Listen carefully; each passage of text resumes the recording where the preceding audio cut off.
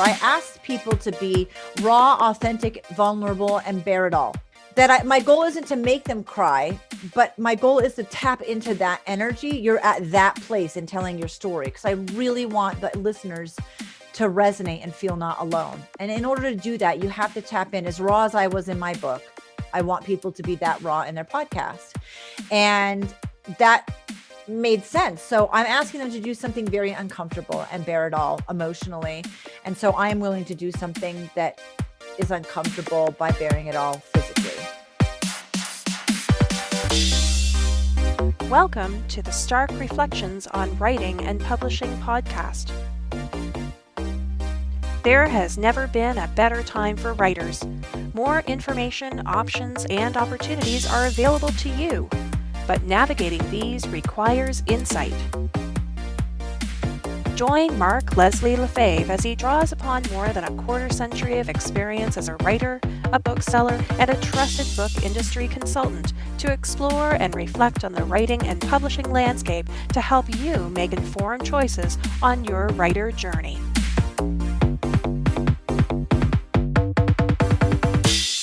Hello, Reflectives, and welcome to episode 183 of the Stark Reflections podcast. This is your host, Mark Leslie Lefebvre. In this episode, I have an awesome interview with Jenn Taylor, the Naked Podcaster. Now, Jenn Taylor is the mom of 18, the Naked Podcaster. She's a mindset coach and a motivational speaker. She's an NLP practitioner and has 15 plus years experience in the foster care sector as both a parent and a trainer.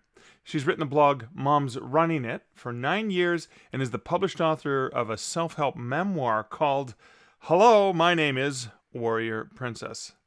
Jenn teaches compounding joy, bringing fast, easy, actionable exercises to people who increase their joy in gratitude. She's also married to an amazing man in Reno, Nevada, is a runner, minimalist, and healthy lifestyle enthusiast. You can find her at momof18.com. Now, this is a fascinating interview with Jenn, and I'm going to get to that after the introductory bits of this podcast. But first, let's hear a word from this episode's sponsor. Findaway Voices is a platform that allows you to get your work into more than 40 retail and library markets out there. You're in control of the price. You're in control of whether or not you want to work with a professional narrator through Findaway or you want to upload your own products. You are in control.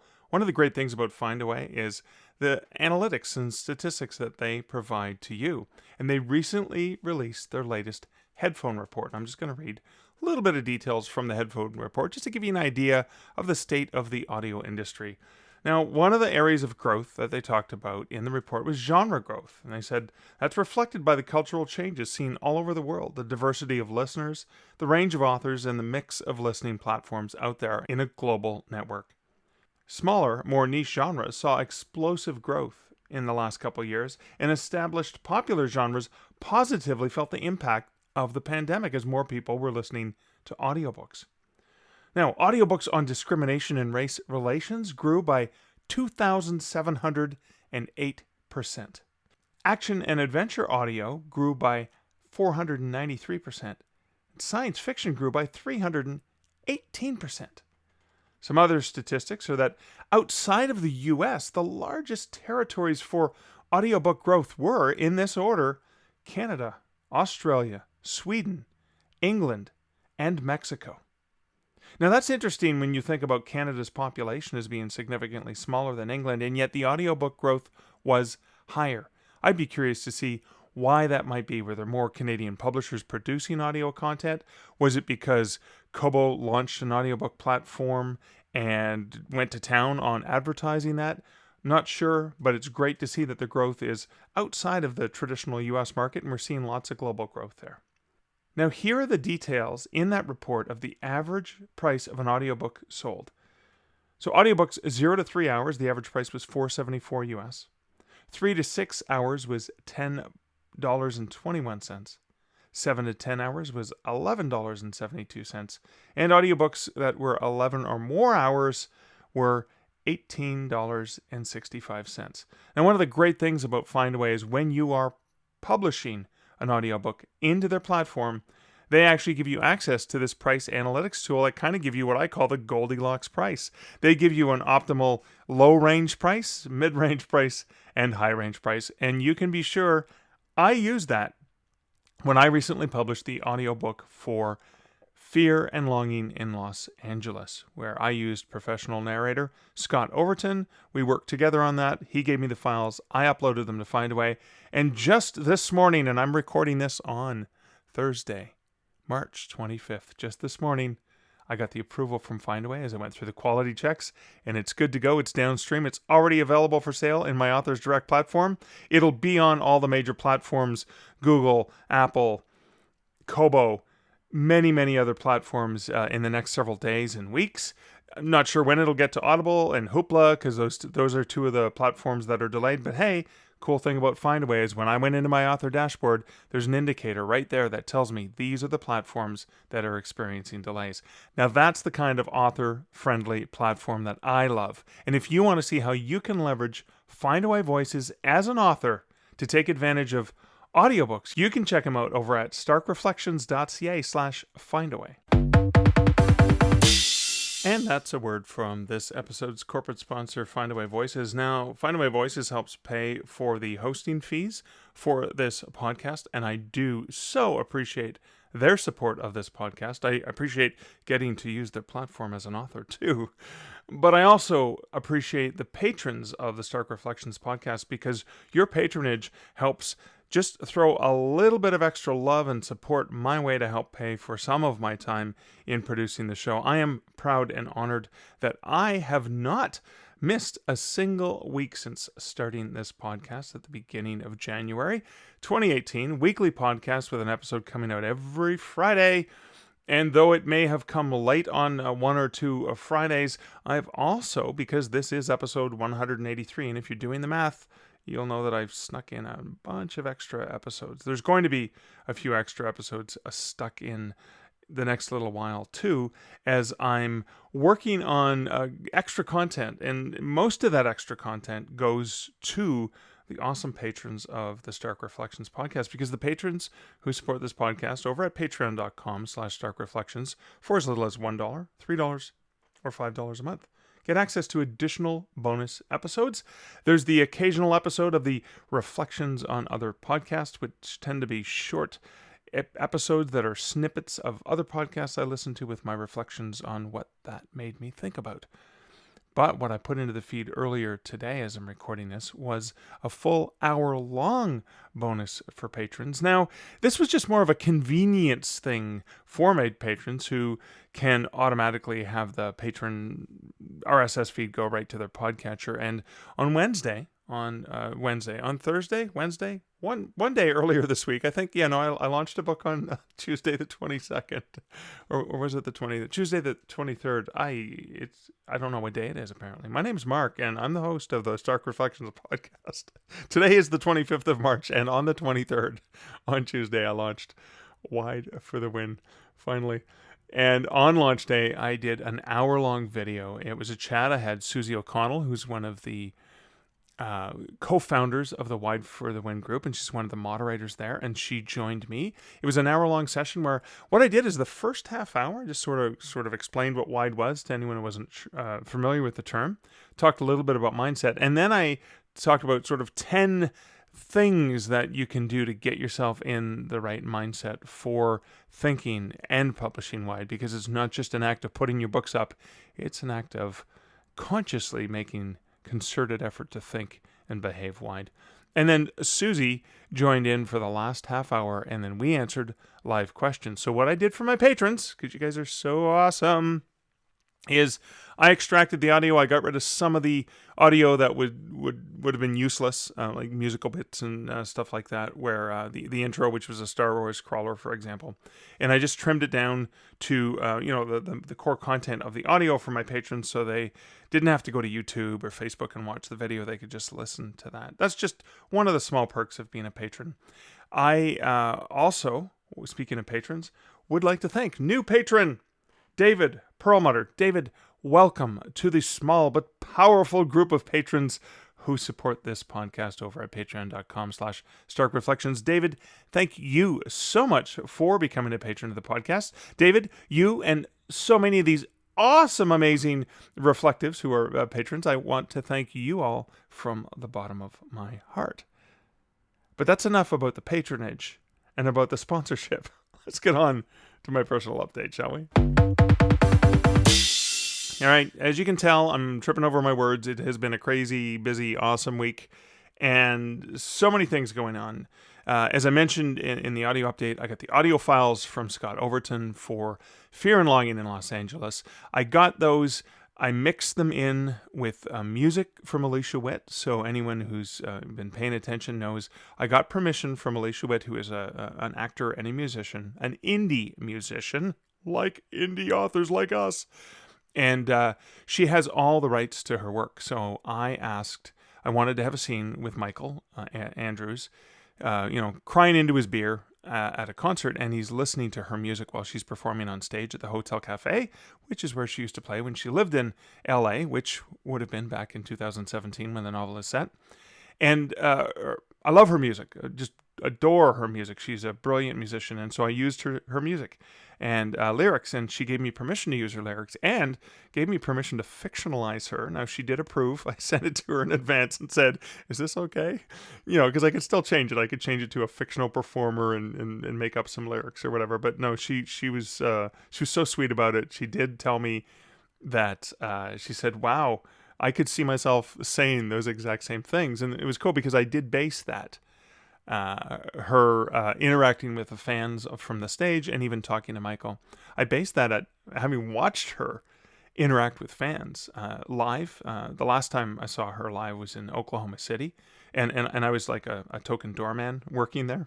And so I actually got to be the bouncer or the bad guy who had to tell Alicia to stop being, during the VIP session, listen, Alicia, your food's getting cold. You got to go and eat so you can get on stage. Sorry, guys, because she gave way more time than she had promised. As always, a very generous person.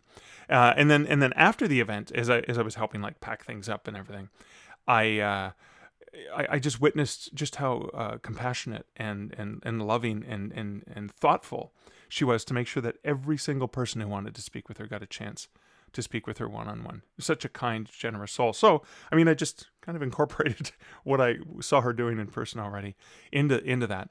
And then when I got the audio, I thought, having Scott read, Scott's a great performer, but having Scott read the lyrics is just not the same when you can actually hear the beautiful piece of music and Alicia performing it. And I sent Alicia a sample and said, this is what I was thinking of doing. Are you okay with it? And again, she overwhelms me with compassion and says, yeah, oh my God, that's wonderful. And then she warned me because I said I was going to post it to YouTube for promotional stuff. And she said, you may get a copyright warning. That's through TuneCore, I should say. And don't worry about that. All that means is if there's any ad proceeds from YouTube, they go to TuneCore, which will go to Alicia, which is how it should be because she has the rights to that. But she just said, don't worry about that. That's just an automatic thing. And that's one of the great things about YouTube is if you do have audio from, that's audio copywritten and you include it, all that happens is they don't take it down. They'll just basically have the ad revenue go to the copyright owner, which is kind of cool. So you can still, mix in and sample things if you're reviewing like a movie or music or whatever, and you want to play a clip from it. It just means that the music that any revenue is generated goes to the performer as it should be. But I just love the way that just Scott's voice, narrating Michael's point of view and Alicia's music works so brilliantly. So I'm so thrilled with that. So that was happening in the midst of the launch of Wide for the Win, which I finally got out the door. And I'm so appreciative. Such an amazing community of writers out there. A lot of folks from the Wide for the Win. So, so supportive. Aaron and Susie and Sky and all of the moderators and on all of the people engaging. So thank you guys so much for your support. The love and generosity means so much. I was so thrilled to see, and again, it's bank over rank, but hey, the ego kind of likes a little bit of rank. So I was so thrilled to see this book ranking really, really high and to see the love. The paperback, because I was late getting the paperback out the door, the final print version wasn't pushed out until late Friday. That would have been Friday the 19th. And there were a few delays via Ingram getting the book out the door. So, I mean, it's going to show up any day now. And the print book's like 500 pages, and I apologize because it's going to be north of $21.99 US. Very, very costly. And I'm doing that because I don't want to be in the hole. I have to price it that high because it's the cost of paper actually just went up as well. But paperback version and the ebook version is out everywhere. There's even a buy direct link, but available obviously through all of the wide platforms. And I think it should appear if you want to try and get it for free. Probably within the next week or two, it should start appearing in library systems, as they tend to be a little bit delayed. Some of them have it already. They had it right away. Some of them takes them a few weeks to load. So just you can always request it at your local library. With the launch, as mentioned, I did the live Wide for the Wind sort of celebration. I just wanted to give some content out to people. I did a live hour-long session with Craig Martell in the 20 Books to 50K group. And let me see, what else did I do? Sasha Block had me on the Rebel Author. She had a special Q&A with me about the book prior to the book's launch. And actually, in the day of the launch, Sasha and I did a phenomenal one-on-one, Zoom writing sprint early in the morning. I needed the distraction. It was launch day, and she's like, "Really? You want to do this on launch day?" I'm like, "Yeah. I don't want to be looking at dashboards all day. I want to be busy doing other things. I've done all the work. There's no point. Like, me looking at the dashboard is not going to make the book sell anymore." So I was so thrilled to work with Sasha because I worked on a story in my Canadian werewolf universe, which was phenomenal. I wrote 1,000 words. It was 2 20-minute sprints, and it was so fun. It was so great. I'm looking forward to doing that again. And then, if the week's just not busy enough, I received in the mail yesterday Pulphouse Fiction Magazine number 10. I was the guest editor, the very first guest editor of Pulphouse Magazine in the new iteration of Pulphouse since it's been resurrected by Dean Wesley Smith and Christine Catherine Rush. And it's such an honor because when I was first starting writing, late 80s, early 90s, my dream was that one day maybe I could get a story. I could sell a story to Pulphouse, and then I would know I had made it as a writer. Little did I know that one day I would be guest editing an issue of Pulphouse Magazine. And I am honored with the trust that Dean Wesley Smith put in me for this task.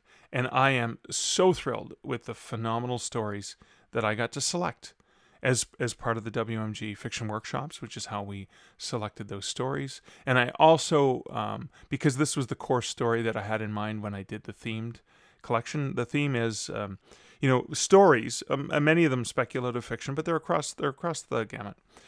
Stories that involve art, literature, music, and culture. I love fiction about that. And the centerpiece was a story by my dear friend Kevin J. Anderson and his dear friend Neil Peart. It was the very first story, very first creative collaboration that the two had ever done. And I think it was published originally in 1992 in Shock Rock 2 by Jeff Gelb. And I reprinted it in Tesseract 16. Was it 2016, 14, 15? Somewhere around that. Published it in Tesseract 16. And then I wanted to publish it. And ironically, I was just putting that issue to bed last January when I found out that Neil Peart had just died of brain cancer. Neil Peart was the drummer and lyricist for Rush, also an amazing writer. You might think of him as a travel writer, armchair travel, but his books are absolutely amazing. His lyrics are poetry, and the man was an incredible talent and still inspires me to this day. So the honor of getting to reshare the story that Kevin and Neil wrote together is just so close to my heart. And so, yeah, all these things happening all in the same week, and it's wondering how I can pack so much into the day. Coming up, I know I'm going to be interviewed. Joanna Penn and I, she's going to have me on the Creative Penn podcast talking about Wide for the Wind. I was interviewed by Online for Authors, and I think that's coming out very, very soon. So it's keeping me somewhat out of trouble. No, it's not keeping me out of trouble, but it's keeping me mostly out of trouble. So that's it for, I think, my personal update. I want to get into this interview with Jenn now. This was a fascinating conversation. Now, I was on Jenn's podcast, The Naked Podcaster, a few weeks earlier, a few weeks ago, I should say. And so she interviewed me for her podcast, and then I had her on, I think the following week is when I first interviewed her. And it's funny because, you say the naked podcatcher and the naked podcaster, and that's meant to be like this clickbaity kind of thing, like, oh, there's naked people. But she actually does interview people naked. Now you can't see anything. She's got her hair over her breasts, and you can see her bare shoulders. But she interviews people naked, and the naked that she really is referring to is the raw and the exposed, like the vulnerable, which is exactly what the conversations are. I had this really intense conversation with her. Now I did because, the shtick I went with it when in Rome. I did the podcast naked.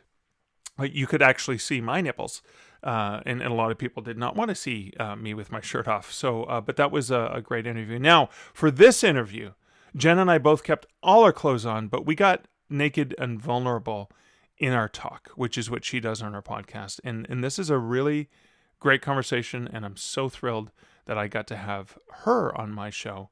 And so without further babbling from me, let's get on to the interview with Jenn Taylor, the mom of 18 and the naked podcaster. Hey, Jenn, thank you so much for joining me here. You're welcome. Thanks for having me on.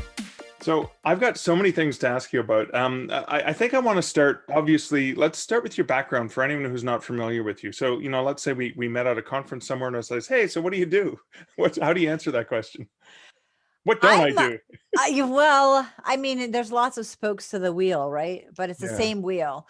And what I do is I coach women executives, predominantly moms. My goal is to change the lens you view the world with more gratitude and joy, because I know there's science behind it, but I also know in my own personal life what that does to your stress level, your sleep, your desire to exercise, your motivation, even your time. So a lot of what I want to do is just coach women. I want more positivity in the world. I want women to be kick-ass and badass. I really want them to embrace who they are. I don't want them to feel lost as parents. So we go through all of those things. I'm licensed, which, coaches don't have to be licensed. So, and people don't ask often if you are and where your licensing came from, because you can just say you're a coach and be a coach. Yeah. What is the license? Is it, it's not a business license. It's a therapeutic license. Like, how does like that? a certification. So I have three, I call them smaller coaching certifications. They were courses that I took that gave me a little certificate at the end that I can hold up and say, and they're great. But I'm actually an NLP practitioner, which is Neuro-Linguistic Programming. Okay. Super hard to explain, super easy. Actually, in theory, it's basically connecting your unconscious mind, the things that play, the tape in the background, the negative things that you say, or the negative things that have happened to you, and connecting them with your conscious mind and healing them. So it's very different from talk therapy, where you could be sitting with me and we could be talking about the same thing for 6 years and we're having the same conversation. It actually is the way that I don't need to hear your story. I don't need to know your story. And yet still you can kind of get all the glitches that are working in the background of your mind to mesh together and have healing to move forward. So I do that through timeline therapy, breakthrough sessions through timeline therapy, one-on-one. I do that through hypnosis. I do that through pendulum work.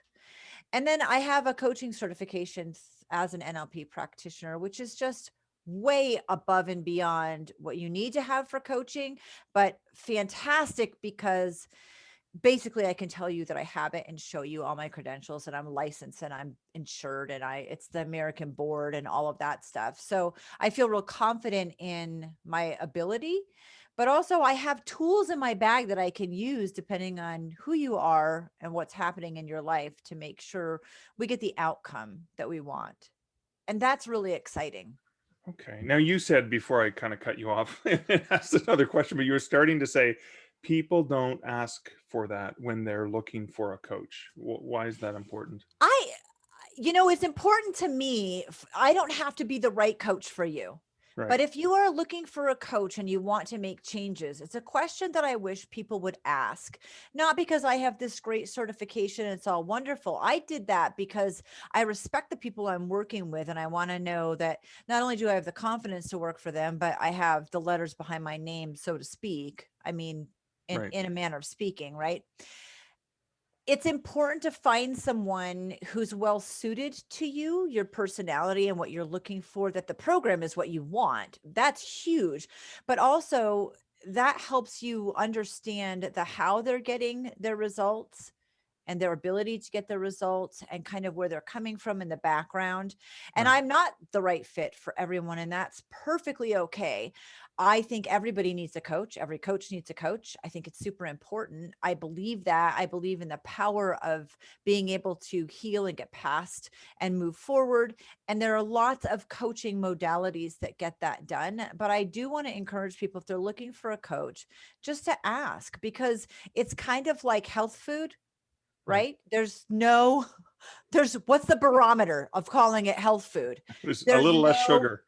right. Or organic. There are no FDA regulations. There's no testing. There's no quality control. So when something is said, organic or healthy or health food, and I'm a health food fanatic, I love it. So you have to be really careful about reading the label, Right. knowing who's making it, where they're coming from, what the company looks like. And coaching's the same. There's really no regulation on it. So all I would say is, regardless of who is the right fit, find out where they got to know what they know. Okay, I like that. I like that. So let's turn that question on Jenn Taylor. So you're coaching women executives, for example.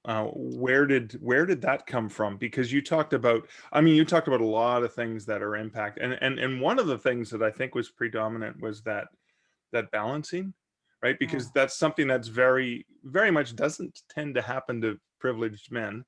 Is that okay? I can be an executive, but she'll take care of everything for me. Whereas when you're a female executive with a family, with a partner, that potentially is a different beast. Is that something that comes up a lot?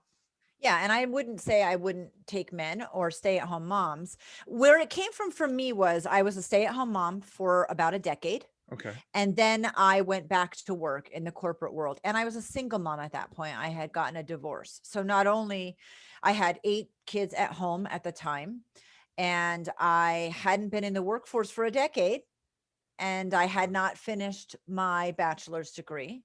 So here I was, a woman in Wow. her mid 30s, 8 kids at home, a mom, divorced, single, and having to jump back into the corporate workforce, Wow. which for me started out as 3 jobs and ended up where I found more of my niche, right? I found kind of where I fit, and I made good money, and I had great jobs, and I worked well. But then you run into, and you do this as a stay-at-home mom too, but it's a different way. You're failing on all fronts. Your boss wants more, your kids want more, your significant other wants more, the house wants to be cleaned, you got to still cook dinner, right? I was a stay-at-home mom, which is the most difficult and underrated job that there is, but I was at least there and available all the time. So Okay. to clean the house or take care of the kids or cook the dinner didn't mean it all happened perfectly and there wasn't stress involved, but I was present. I was there in the home. When you remove yourself and you go to another office several times during the day, well, you have to figure out a whole lot of things. Where are those kids going? Who's watching them? How are they? The pickups, the drop-offs, the reconnecting with them, which I hadn't had to do before that because I was super connected as a stay-at-home mom. And I just feel like it's a time or a place or when you're an executive or a corporate mom, you just feel very acutely how much you're failing on all fronts. And it doesn't have to be that way. So I went through that process of being the corporate mom, the single mom, having the kids at home, needing to figure it all out. And then 5 years ago, I became an entrepreneur. So I am a mom and I am a woman, and I've experienced parenting through all three of those. And then I remarried and blended families and, all of that. And so I have that experience of balancing all of those things. And that's the word that you used. I think sometimes that word is overused, but it's very true that we need to find a way where, like, you shouldn't feel like you're failing on all fronts. So how do you do that? And you're losing yourself in the process. Like, remember when we were young, I used to do this and I used to love this and I used to paint and okay. So where did you get lost in that somewhere? And it happens to the best of us. It's really difficult for that to not happen. So I love working with women who are trying to juggle all the balls and feeling like they're going to drop all of them or all of them. It's really Wow. hard. Yeah. Yeah. So how has that was 5 years ago? Was there an inciting incident or something that basically you said, I want to do this? Now, obviously, I'm making an assumption that you saw a need, that you could use some experience and understanding that you had to help other people. I'm assuming there was a Correct. basis in there. But what was it? Was there something you said, wait a minute, why am I not leveraging my Right. my That's a my great my, way to my put it. strengths? Yeah. I was a foster parent for 12 years. And then I actually, there were two of us. They took the program director of a nonprofit and split it into two program supervisors. So another woman and I ran this nonprofit, and the nonprofit it recruited and trained foster parents to work with treatment level kids, which are the toughest of the tough situations. Okay. Not that the kids are necessarily the toughest of the tough, although they tend to be, but they come from the toughest of the tough situations. Right. So my part of that was the recruiting and the training. And I really switched gears from focusing on the kids, not my own children, but the kids outside in foster care, to Right. really focusing on parents, adults from all walks of life who wanted to make a difference with these kids.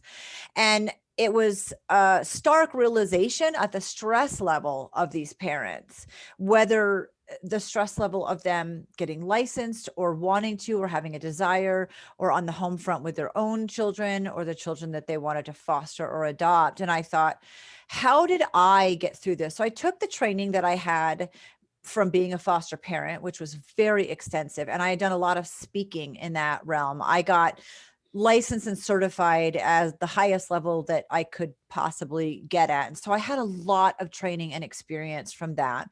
And then the teaching that I was doing, I took all of that training experience and I taught all of that.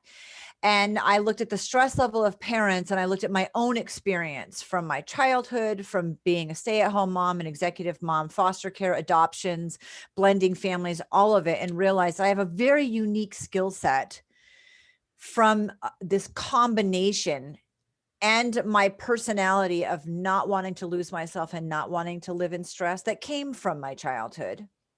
Right.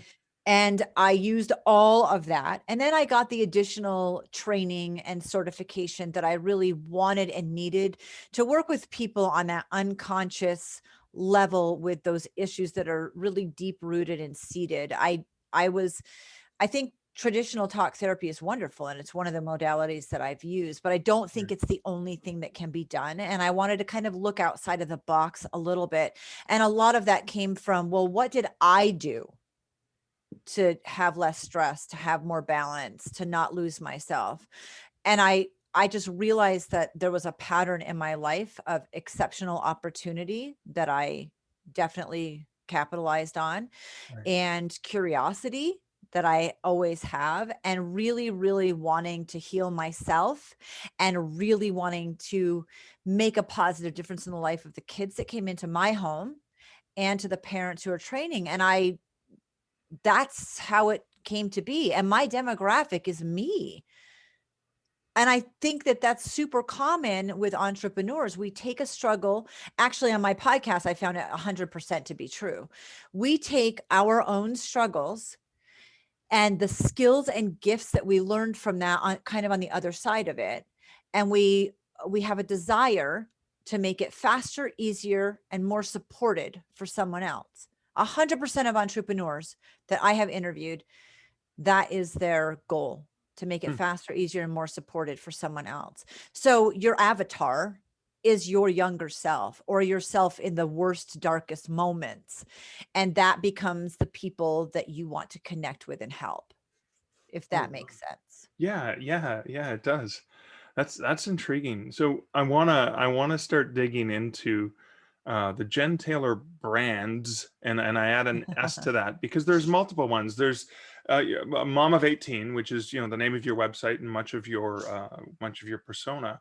But then you also have the Naked Podcaster and the associated, and I know they're tied together, but there's also in individual core. Like, how did those brands evolve or form?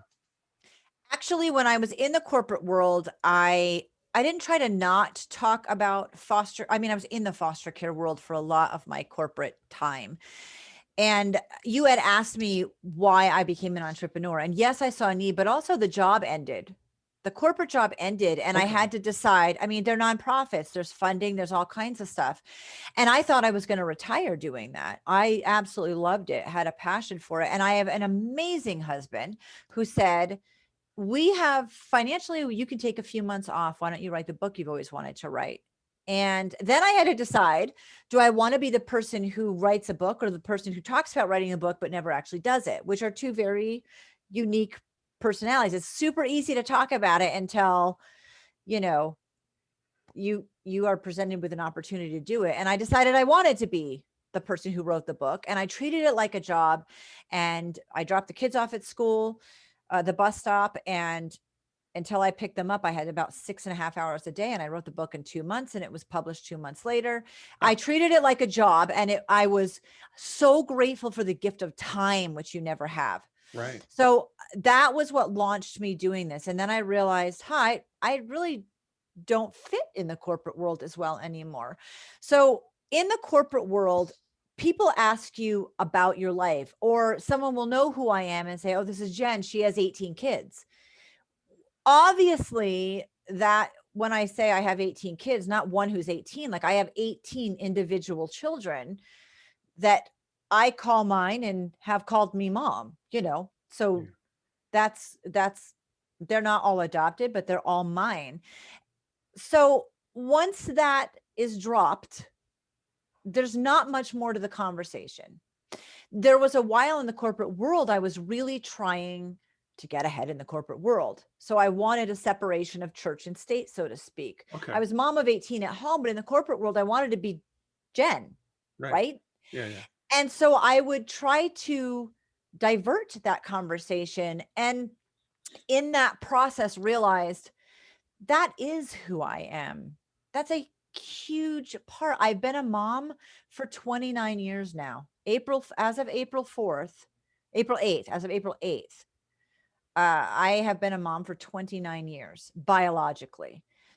So instead of trying to be Jenn Taylor and not let people, because we all want to be seen, right? We want Yeah. to be seen for who we are. And I was trying to be seen for who I was in the corporate world. And then I realized, yeah, like 95% of who I am is being a mom to these 18 kids. And Right. it's also what I learned and how I got my training.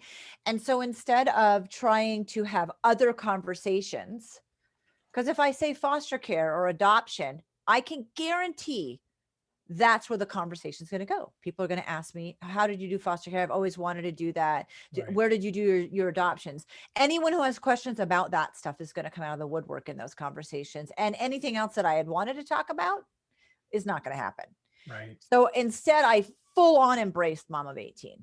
And that is the overarching. I mean, yes, that is who I became. I became a mom of 18 kids over time. And everything I do comes from that experience, comes from that part of who I am. So that is the brand. And yeah, sure, it's got some shock value to it, regardless of whether it's my website or not. It's got some shock value to it, but it really is where I gain my experience, my time in the trenches. So that's that brand, and that is everything. Everything I do, my coaching comes from that part of who I am. Sure, there's more to it than just Mom of 18. Jenn Taylor's in there too. Right. But like I'm two personalities, right? but my Jenn Taylor's drive is how I became mom of 18. Right. The Naked Podcaster. So I wrote the book, and then, you're an author. So I was like, I want everybody to have this feeling. And it is just like giving birth. I'm a woman who has physically given birth. So I feel very confident in saying, when you write a book, it's like a child. It is incredible. I wanted to give everybody the ability. My story, it was about my story growing up. It's a great story. I love my story. It's one story. Right. My goal was to make a difference to people who read it. And the catalyst was my husband telling me I had the time, but it was also that a year earlier, 6 of my kids had come forward and reported abuse from a family member. And I didn't want them to be afraid of their story. Right. I wanted them to embrace their story and feel okay about their story. And their story became more. It became, well, there were bullying incidents and dating incidents where they were pushed out of their comfort zone, and all of these other incidences that hurt them had a negative impact on them. And I wanted them to not be afraid of their story. So where I had been afraid, well, I don't want to hurt my mom, or I don't want somebody to be offended by me writing the book. Once Right. my children had this experience, I didn't care. Mm. I don't want to hurt anyone. Yeah. Yeah. But that fear is no longer holding me back. And I wanted everyone to experience that.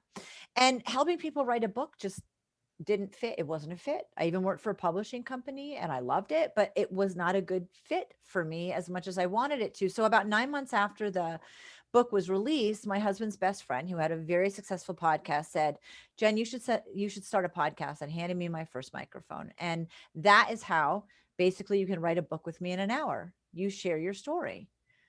So it was a way for me to get a lot of people to share their stories of struggle to success and allow my listeners to feel less alone and build a toolbox, which is Okay. exactly what my goal was with my book. So let's backtrack for 1 second. Go ahead. What is the title of your book? Because I know my listeners are going, oh my God, what's the book? What's the book? It's called Hello, My Name is Warrior Princess. And you can get a free PDF of it on my book. You can order it. I'll sign it. You can buy it. But I offer a free PDF of it on my website because I want to make a difference. So wait, you're giving it away because you want I to give it help away. people. I Right. want to help people. Right. Okay, wow. And it is available. People can order it through like online Amazon. bookstores. Okay. Yep. It's on Amazon. You can buy it. I'll grab one. I have one right here. So We can here we have a go. visual. There you go. Hello, my name is Warrior Princess. And so let's talk about the cover design, the purposeful cover design, where you've crossed out the different. What are those different things you've crossed out on the cover? It says victim, abused, and survivor. So brilliant. Yes. Okay. And my daughter, who is 11 now, was 5. And I wrote the words, and I had the little labels, and I had her copy what I wrote in her little kid writing, because from a very small age, we either allow people to label us or we label ourselves. Right. And so she wrote on those, and I crossed them out and I crumpled them up, and hello, my name is Warrior Princess. It is honestly about allowing other people and ourselves to label us, and that we don't have to accept that no matter where it comes from, and you can step into who you are. So there's a little trend here. I wrote this before I started coaching, but really it's about letting go of that baggage and those negative labels and the things that happen to us, and shifting the lens we view them in and stepping into who we are. And Warrior Princess is Wonder Woman. And when Wonder Woman was being designed, the man who was designing her had a conversation with his wife, and she has, the lasso of truth, and she's a giant. She's an Amazon. I'm 5'9". So one of the things I talk about in the book is how much it hurt me to be called an Amazon in high school. Right. Yeah. It's like the sexiest thing ever, honestly. But I could have let it define me. Right. And felt, uncomfortable about it. I could have allowed that label to be negative. So Warrior Princess, Wonder Woman's, her biggest thing was that she was victorious through love. And so this man's wife said, well, then she has to be a woman. And that's a huge part of how Wonder Woman was designed, that Wow. her biggest weapon is through love. So that's the book. And through that, I realized, through the book and through all the training I had, I realized I had a very unique way of working through really traumatic events. Okay. And I wanted to help other people to be able to work through really traumatic events and turn them into a warrior princess moment, not into a label.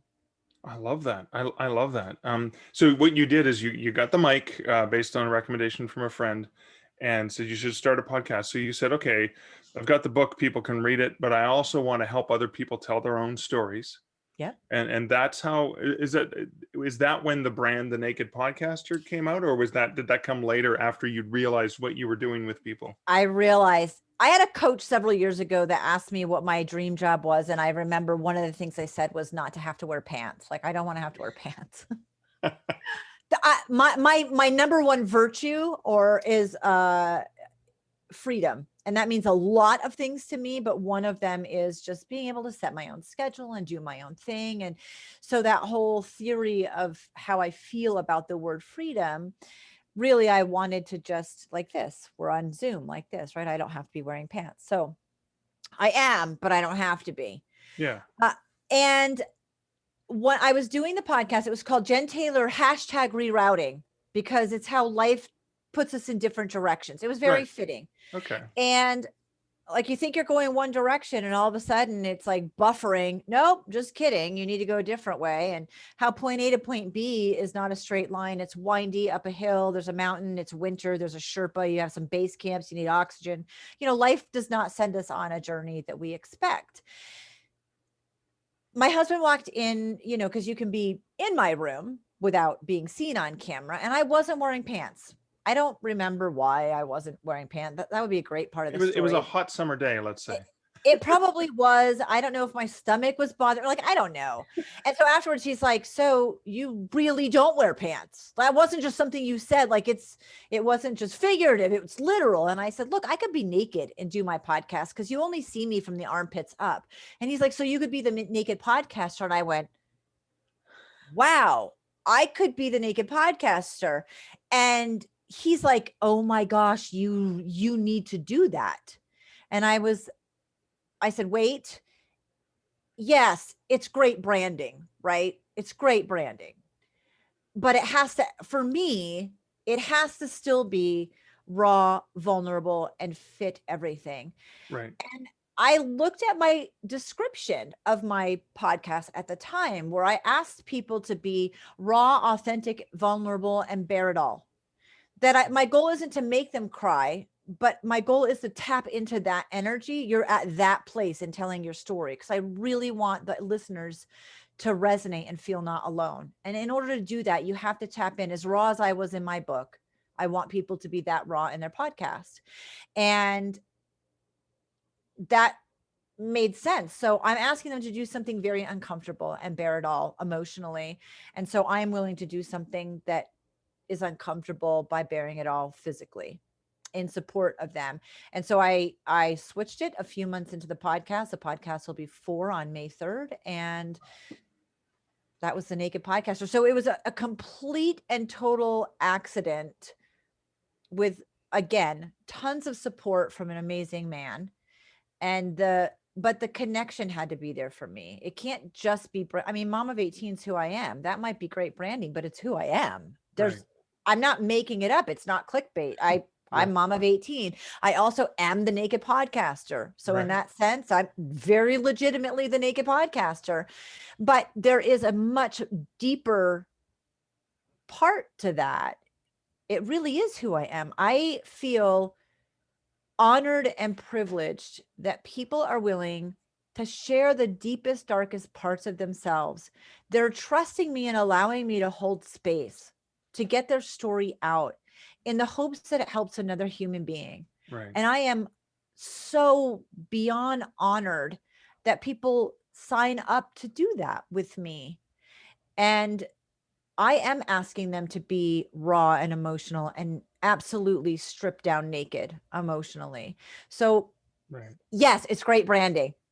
So high five to great branding. I mean, there are marketers out there that see Mom of 18 and the Naked Podcast and are salivating at the what could be. And I don't like that because it's not coming always from a genuine place. Right. And for me, it has to. Everything about what I do is raw and genuine. So yeah, that's how it was born. So that's interesting because I can only imagine with a brand like the Naked Podcaster, and then tying it to Mom of 18, that there's like, wait a second, what am I getting here? Like, you're probably getting some of the wrong people who are clicking it because they think there's going to be titillation and stuff going on, as opposed to the raw authenticity. But then part of me has to ask the question: is nakedness, emotional nakedness in society, right, where we wear our hearts on our sleeve, or nudity in general, is often frowned upon in Western culture? It's not as acceptable to be open, to share, or to be nude, and then reconciling that with, well, wait a second, what will my kids' teachers think, or any of those things? Like, right. How do you deal with some of those things?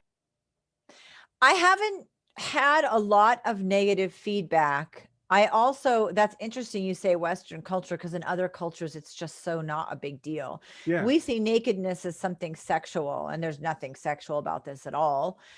I haven't had a lot of negative feedback. I can tell you with brutal honesty that I am a Christian woman. That is probably the hardest thing. And it's not reconciling with anyone else or people's teachers. No matter what my podcast is named or about, people are going to like it and dislike it. Same thing with coaching, right? Baskin Robbins has 32 flavors. You pick the one that you like. We connect with people that we feel connected to. So regardless, people are either going to like it or not like it, or listen or not listen. I just need to stay true to who I am. The name makes it more difficult because it's clickbaity, or potentially, I've had 2 rude comments in 4 years. Okay, I delete the comments. If they're not super rude. I'm surprised, because come on, let's be honest. We're in social media every day. Yeah. There are jerks out there. Like, really, oh yeah. There are not nice people who are constantly not nice. And you've only had 2. I'm shocked. Now, I do believe in the goodness of people, but I'm shocked because the way people come out of the woodwork, right? And on my, I've had 2. The thing is that, when I go to church on Sunday and people are like, what's your podcast called? And I say the Naked Podcaster, I have no embarrassment over it because I know what it means. Right, and I can't be concerned with navigating other people's thoughts. That's ridiculous. What a rabbit hole of insecurity that would be. Right. It's about bearing it all emotionally. But that is the only place where I personally struggle with, am I putting something out there? What I put out there is aligned perfectly with society, with emotional content, with being Christian, with being spiritual, with, it doesn't matter, right? It's all trying to make people feel less alone, more supported, have tools, connect with people that might be coaches for them, build self-esteem and positivity. So there's nothing in what I do, but in the name, it could be misconstrued. And so there are times that I have questioned whether I should name it differently, or not show up naked and have it just be figurative, not literal. Right. And I'm okay with myself and who I am. So I guess in the end, if people have an issue with it or they comment poorly, that's really on them. And I just don't take much stock in it because I feel real strongly in who I am and what my motives and intentions are. So I don't really worry too much about it. But if I did, it wouldn't be about what other people think. And yeah, I've had 2 really obnoxiously rude. And if they're rude, I would prefer to just answer it like, thank you for watching. Cool. Right.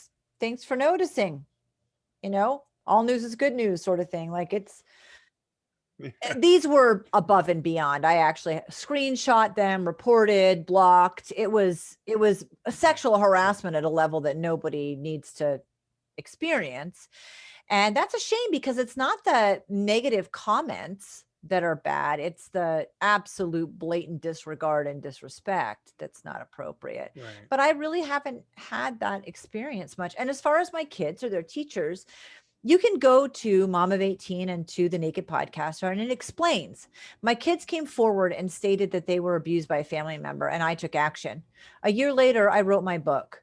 Right. 9 months after that, I wanted to share other experiences. And it all came from me wanting my kids to be so comfortable with their story, not sharing it and verbally vomiting it places, but working through it and embracing it and being okay with who they were within that story. And it came from a very healthy place. I've had several of my kids on my podcast. Yeah, you have a segment called Stripping with My Daughters. Daughters, yeah, as well. And Correct. that is sharing emotional, like at different phases in their lives as they're going through different things, or how So does because it I'm the Naked Podcaster, we wanted to come up with a brand? name of this segment. And actually it was my daughter, one of my daughters, who said, well, we're kind of bearing it all together, like Okay, stripping. And right, I was like, so I'm stripping with my daughters.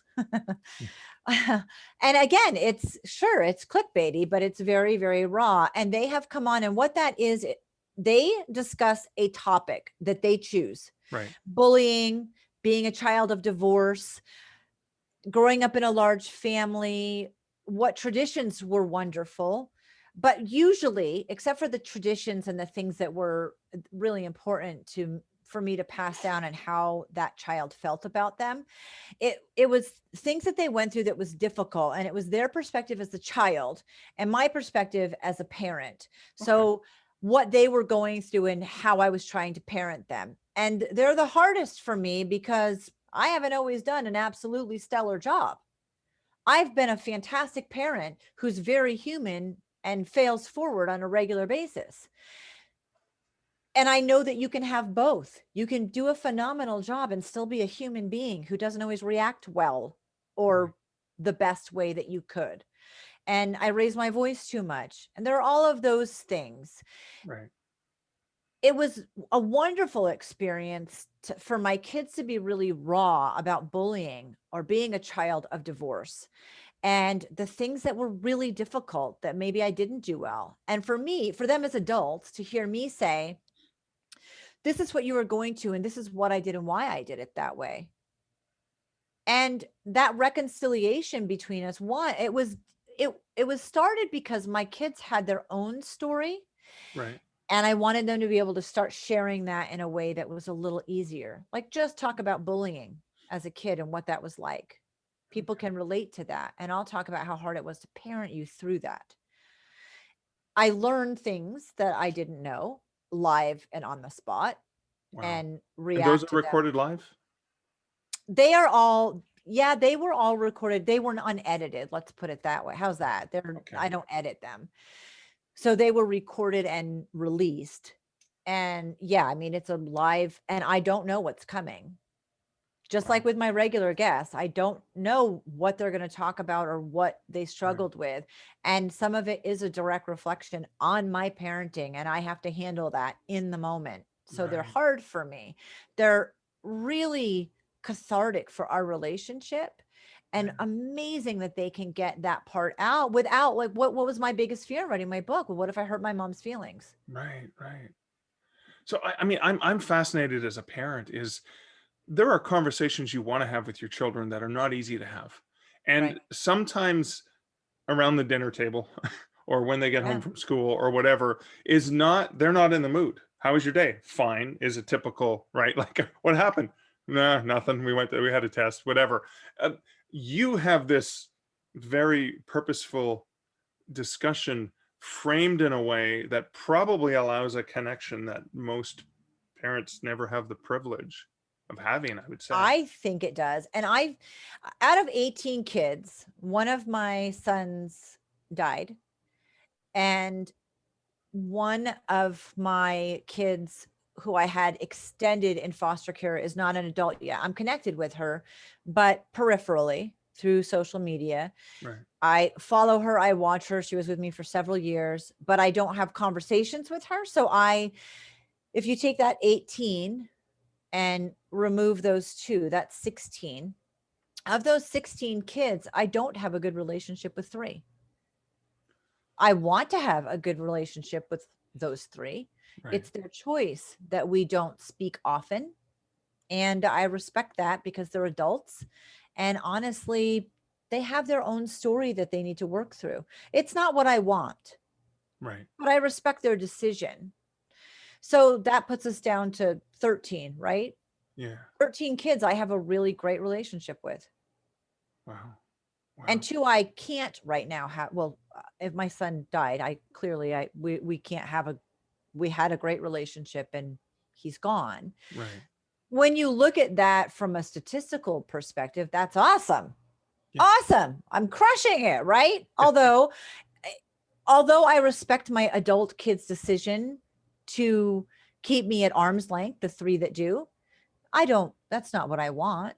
I want a close relationship with all of them, but I have a really close relationship with 13, 4 of which have wanted to come on the show.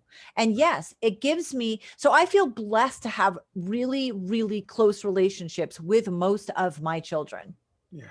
Blessed beyond measure, and have phone calls and conversations. I'm down to 1 at home out of 18.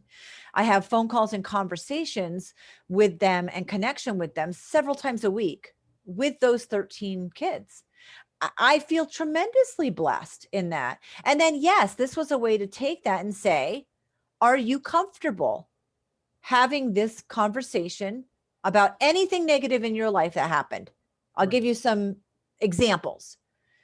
Bullying. We had one on sexuality, and sex for the first time, and dating and relationships. They can choose whichever topic they want. So they're in control of the topic and they're in control of sharing what it was like as a child. I think that piece of it removes them slightly. They're not talking about who they are right now.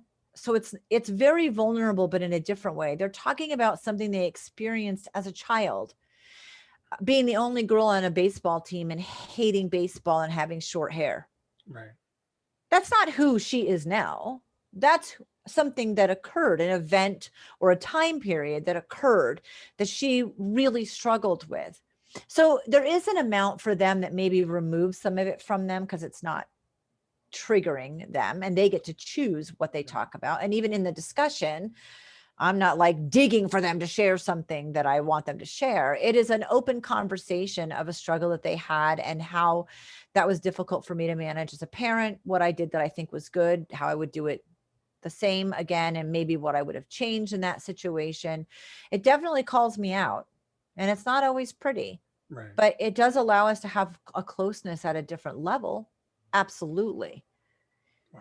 Wow. So I wanna draw a parallel here for a second because your life goal, you are committed to helping other people. You are committed to helping pull things out and that coaching. That's the essence of Jenn Taylor.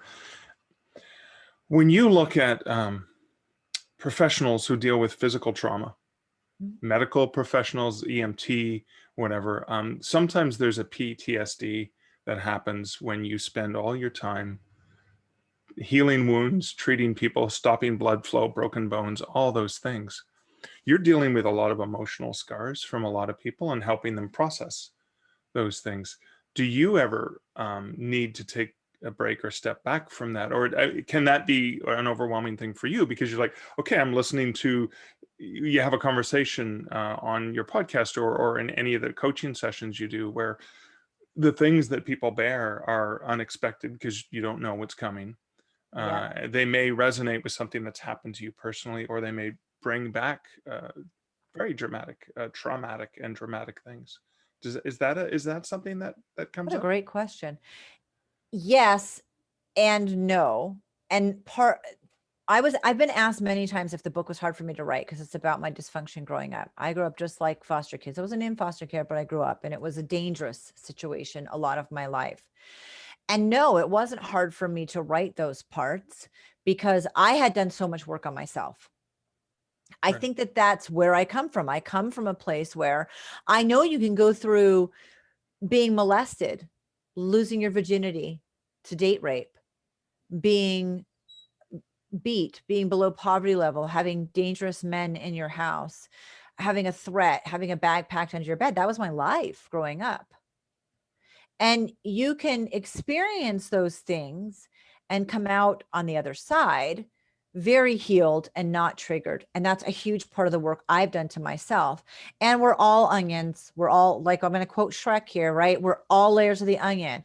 So you may do a huge amount of work to yourself, which allows, and here's an example of your unconscious mind. You're laying in bed, you're exhausted, you can't wait to fall asleep. And all of a sudden your brain picks that time to go, hey, remember that unresolved thing when you got bullied as a kid? It's back here talking, right? And every time I bring it up, you get really freaked out and hurt and upset, and you're not going to sleep all night. Let's think about that for a while. Okay, that's unresolved trauma, or that's an example of how it can your mind wants to resolve things. It does not want, the conscious and unconscious do not want to be in conflict with each other, and they want resolution. And that's a lot of the work that I do. And I know how powerful it is because I'm an example of doing that work. And I'm also an example that things are going to continue to come up. But the massive bulk of work that I did to get rid of those really initial horrific traumas, I have done. I'm surprised often on the podcast, and I love that because I want it to be an organic conversation. I ask for a bullet point list. Part of that is just to keep us on track, or if you've written something. Yesterday I had a live podcast, and the guy had written that his grandfather had committed suicide, and he missed out on that relationship. I didn't know anything surrounding that, except I wanted to make sure I was going to ask that question. Right. So it keeps me on track in the sense that I have some guidelines of things that I know I want to know more about, or I want to touch base on. And if we go on a tangent, it kind of brings me back to, oh yeah, but wait, there's this thing that you want to ask. And in our live talk yesterday, he's talking about his traumas when he was growing up, which is what we talk about. It doesn't have to be growing up. And I said, your wife seems like she's been the backbone of support in your adult life.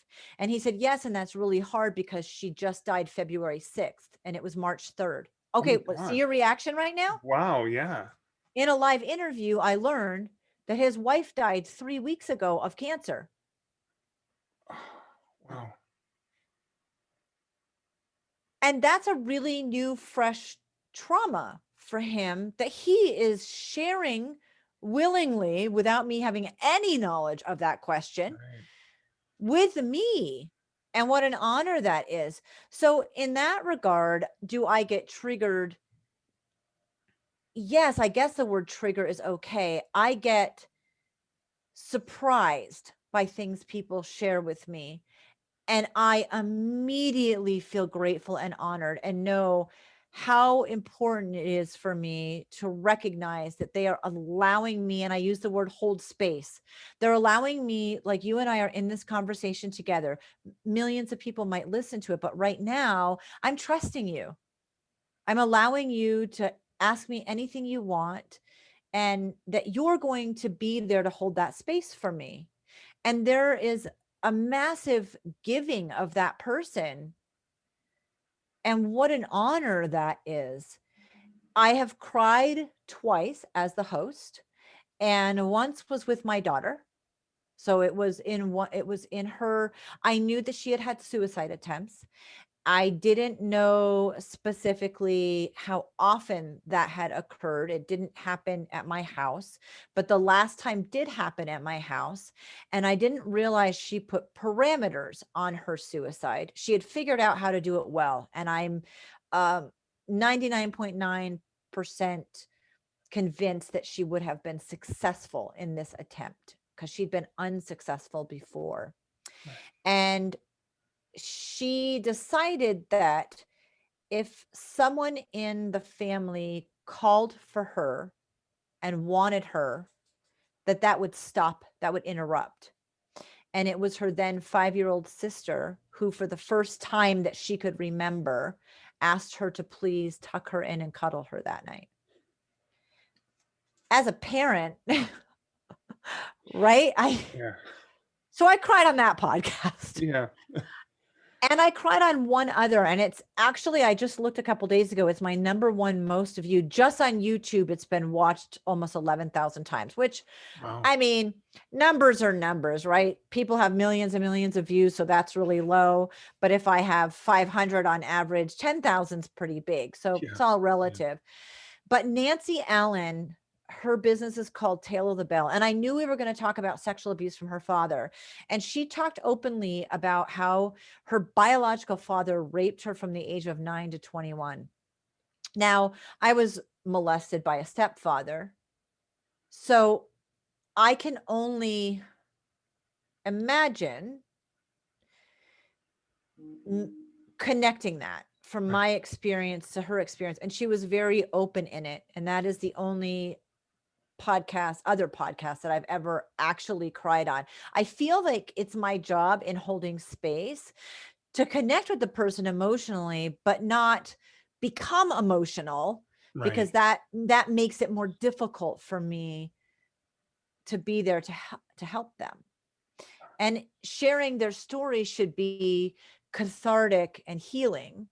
That's my goal. I'm not actually doing coaching or therapy directly, which I have considered shifting the podcast to that, where you're talking about your story, but I actually interrupt you and say, would you like to go through something right now with me that can potentially heal that even more?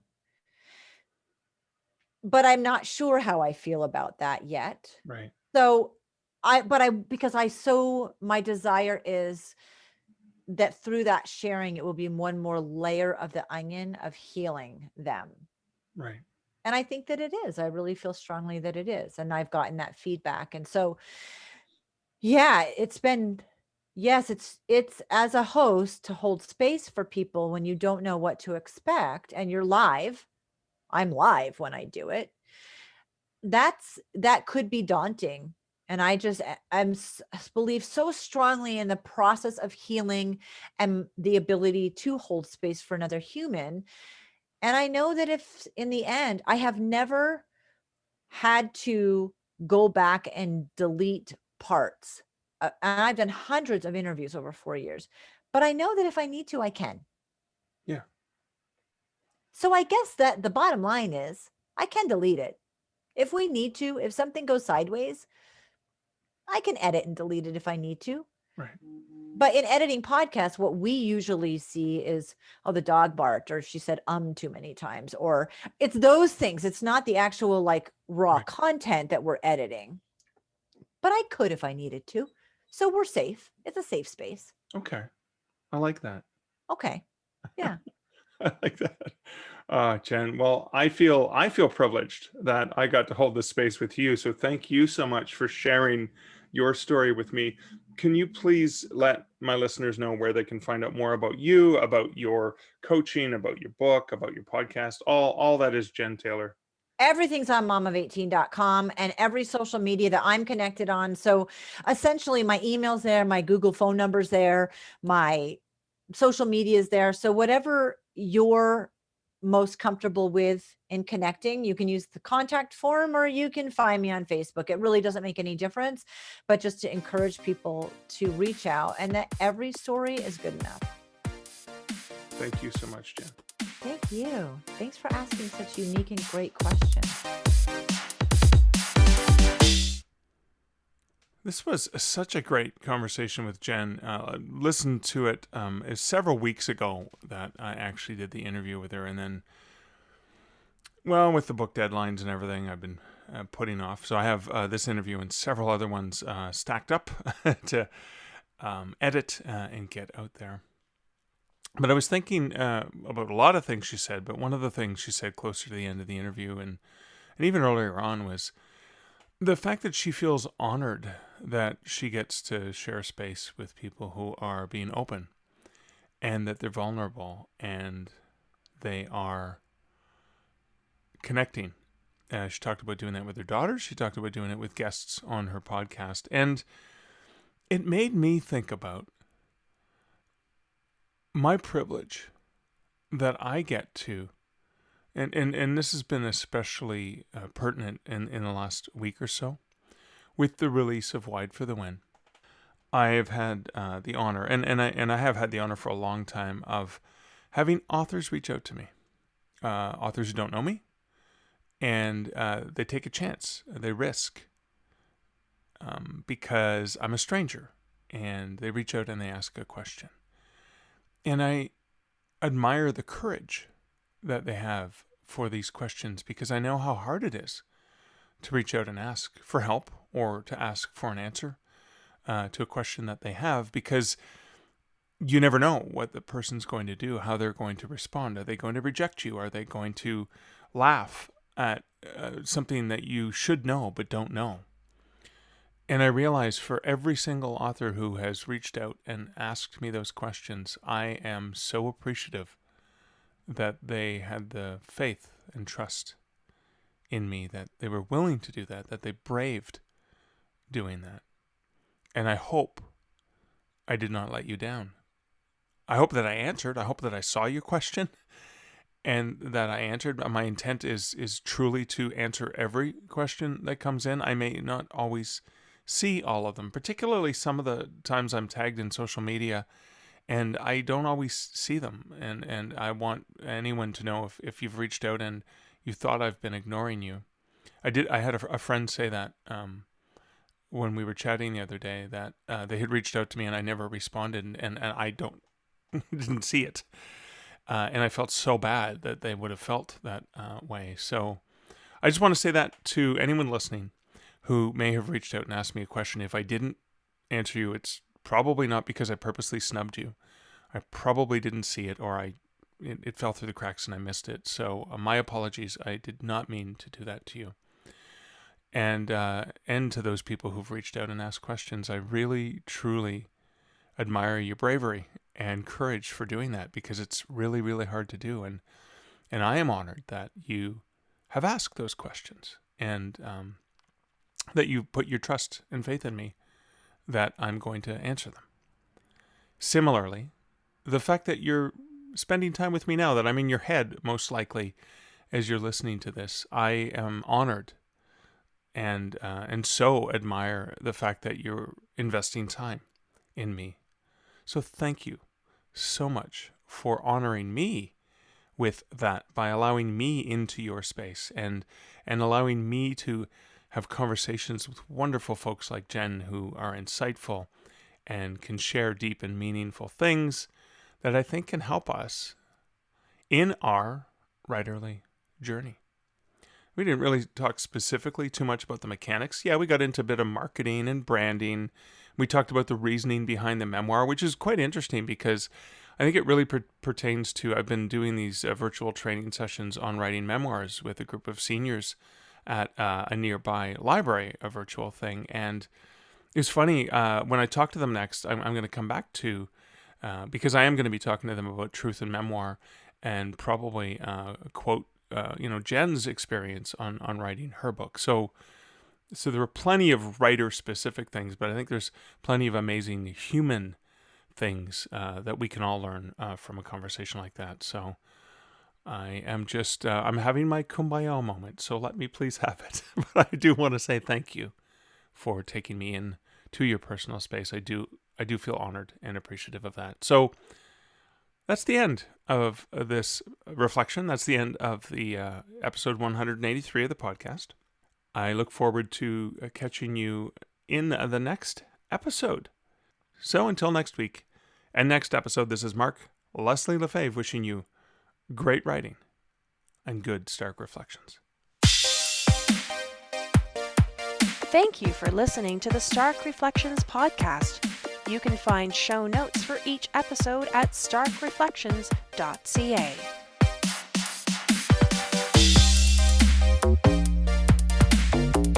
The music for this podcast, Laser Groove, was composed and produced by Kevin MacLeod. Check out more of Kevin's great music at incomptech.com.